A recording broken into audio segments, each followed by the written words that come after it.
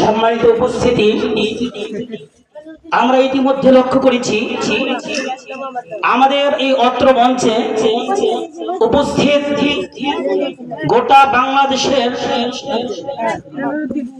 আলোড়ন সৃষ্টিকারী লেখক, মুহাদ্দিস, মুহাক্কিক এবং ক্ষুধার তীক্ষ্ণ মেধার অধিকারী কওমি অঙ্গনের তথা গোটা বাংলাদেশের মানুষের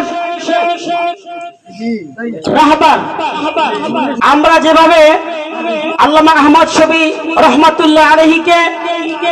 বাংলাদেশের রাহবার হিসেবে দেখতে পেয়েছি, আমরা আশা করব আমাদের মঞ্চের আজকের প্রধান বক্তা